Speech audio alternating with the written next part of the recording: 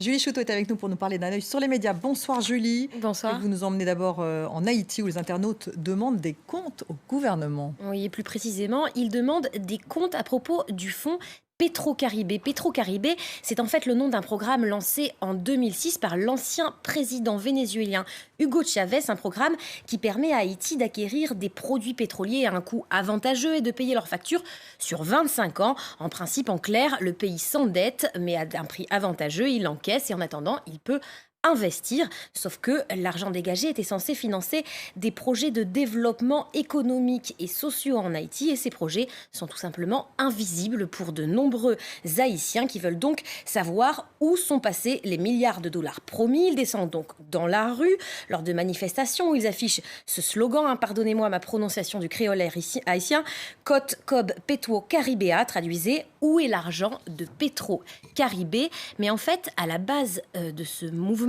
et ce slogan a été lancé sur les réseaux sociaux et relayé par des personnalités comme le cinéaste Gilbert Mirambeau qui, dès le 14 août, incitait les Haïtiens à, comme lui, vous le voyez, se prendre en photo avec une pancarte affichant cette question: où est l'argent de Petro-Caribé? Et l'appel de cette célébrité a été très largement entendu puisque depuis de nombreux internautes, de plus en plus nombreux, ont posté leurs photos et interpellé le gouvernement sous le hashtag Petro-Caribé Challenge.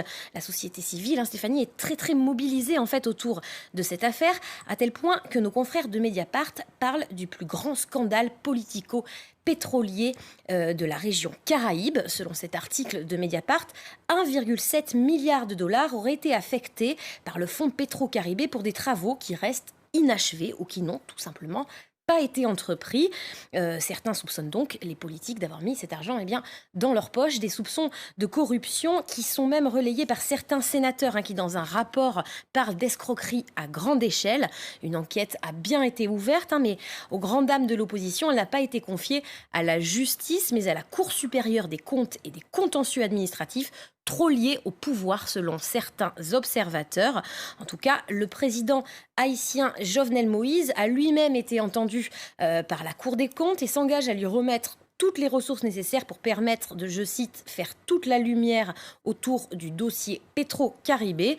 Que cette promesse se réalise, c'est en tout cas le souhait de beaucoup d'internautes, comme par exemple cet enseignant à l'université Notre-Dame d'Haïti. Pour lui, le pouvoir haïtien gagnerait l'estime d'une partie de la population en aidant à apporter les réponses à cette question: où est l'argent du fonds Petro-Caribé?